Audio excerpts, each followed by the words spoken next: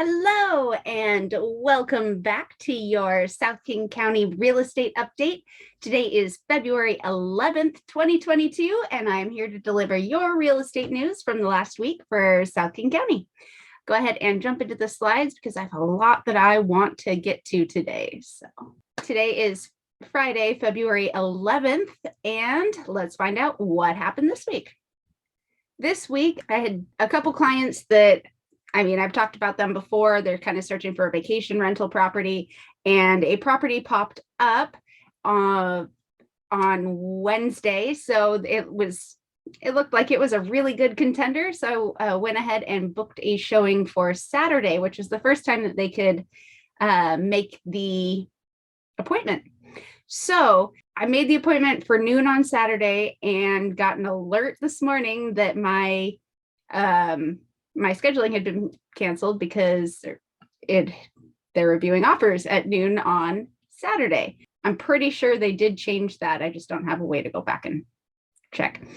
It's pretty unusual to review at noon on Saturday because people can't talk to their lenders and get an updated letter from their lenders a lot of the time on a Saturday. So it's a little bit surprising that they had offer review on a Saturday, but our showing got canceled and we're trying to see if we can get in tonight or tomorrow morning.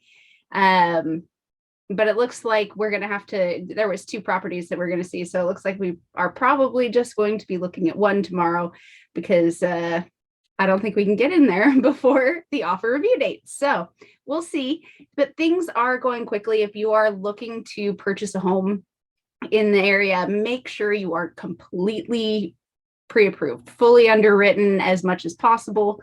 So documents provided to the lender and basically all of the information they need they already have. That makes your offer a lot stronger. And when you find that property that you are in love with, you're ready to jump on it because speed is the name of the game right now. If you see something you like, you got to get in there as fast as possible. So I'll go ahead and jump back into these slides. So this, I know it's not South King County. This is more the east side, but this article has been brought up in conversation to me so many times over the last week. So there was a home in Bellevue that was listed at $2.65 million, and it ended up selling for $3.63 million. So very close to $1 million over list price. This is just nuts, but this isn't really like a good example of other properties in the area. This is kind of an anomaly. Properties are getting bid up, but not usually that much over the listing price or that big of a percentage. So this is something to keep an eye on, but it's not like what's happening for every house. But it does illustrate how the most attractive houses are getting so many offers and getting bid up really high, really fast. So be aware, make sure to work with your agent, try and get some information about how much traffic there's been through the property and how many offers are already in hand or how many are expected. This is something that can really help you get your offer together in a way that you can win, or decide that I'm not willing to go up that high on that house and back out and save a little time. So here is the January statistical data press release from Northwest MLS. So this is for the whole MLS. So basically 2/3 of the state. Pending sales for single family homes and condominiums during January compared to the same month a year ago did drop 14%. Number of closed sales dropped 13.8%. But that's mainly because of a lack of inventory. So there were only 1,000 fewer listings than the same month a year ago. Each listing is getting gobbled up pretty quickly. So last month's pending sales did go down about 30% from a year before. But yeah, like I said, that's all lack of listings.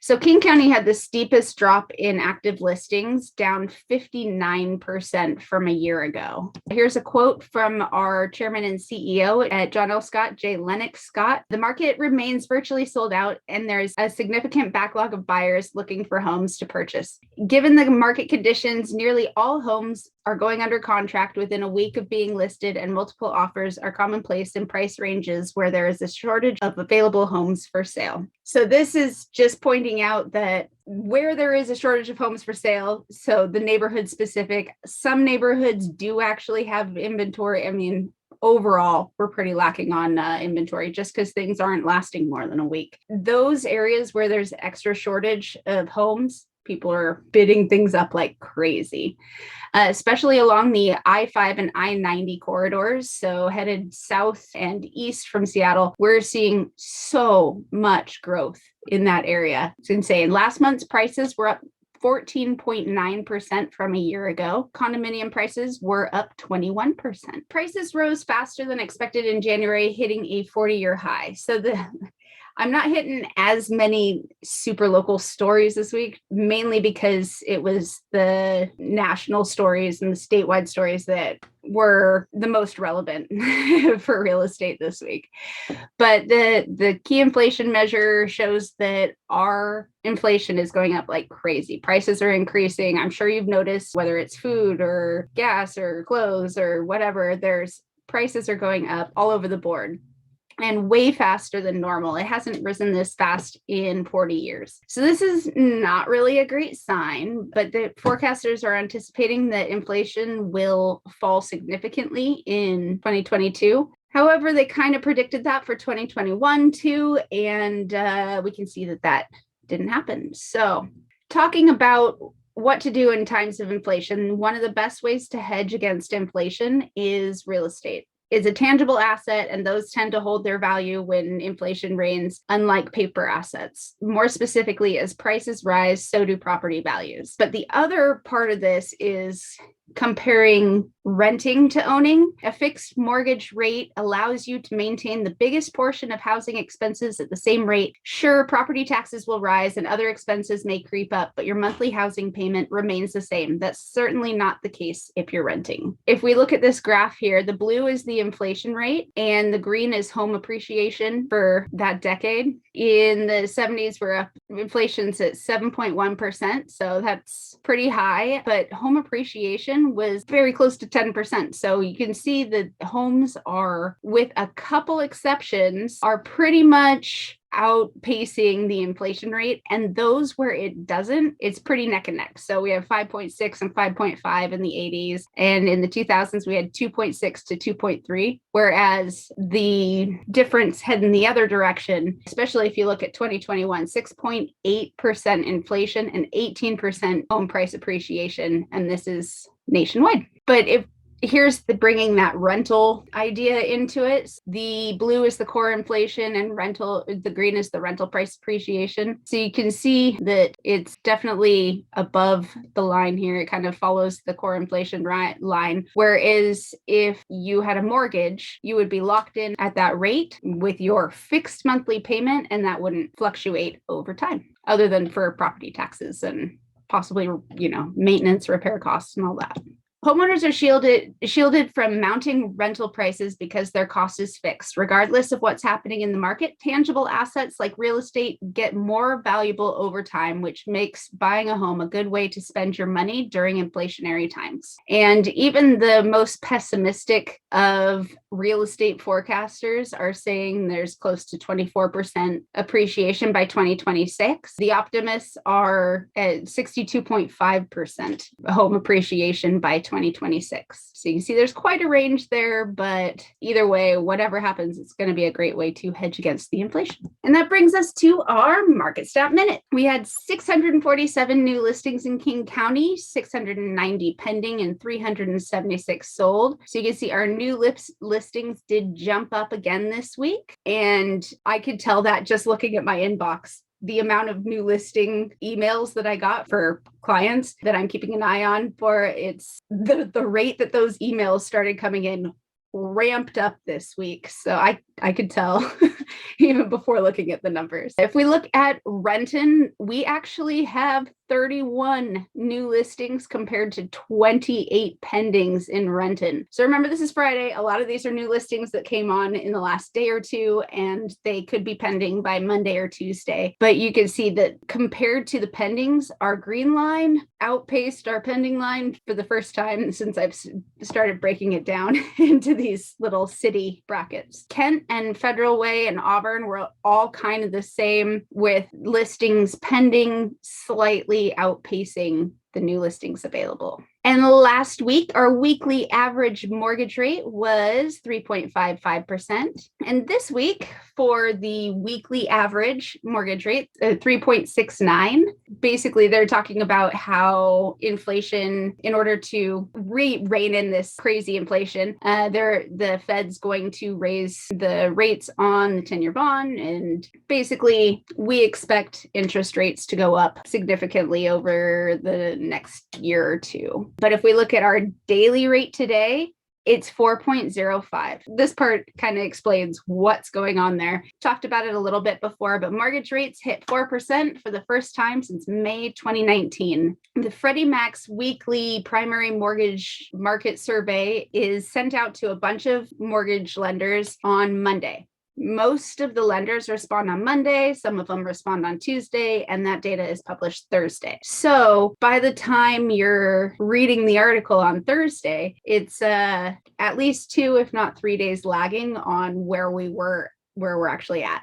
In times where there's not as much volatility, that's fine. It kind of gives you a general idea. It's not going to change too much throughout the week, but that's not the market we're in right now. So things are pretty volatile, popped up quicker than expected in this last week. And you can see the chart here. The Mortgage News Daily is the blue, and they post once a day, if not twice a day. They update their rates. And then Freddie Mac, that is our weekly average mortgage rate. So you can see it's kind of close to the line, but the Mortgage News Daily updates way more often. So they're showing the jump of the last day or two sooner than the others.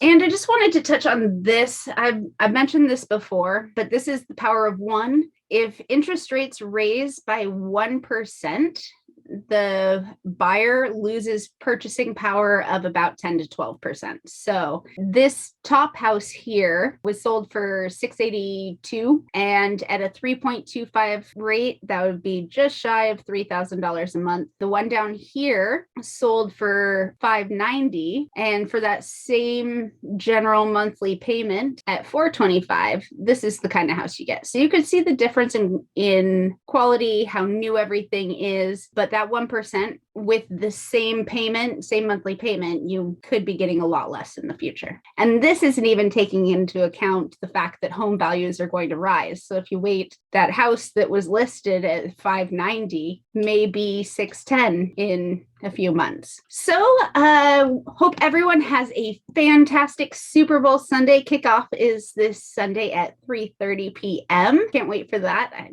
definitely am a big fan of my Super Bowl snacks and hanging out and just chilling and watching the game. So you know where I'll be on Sunday if I can swing it at all. And on Monday, have a very happy Valentine's Day. I hope you are able to surround yourself with loved ones and just have a lovely, joyful day. And I will be back here next week at 3 p.m. If you have any questions, please feel free to reach out. My phone number, email address is on the screen there. You can DM me or text, call, whatever. I'm happy to have that conversation with you.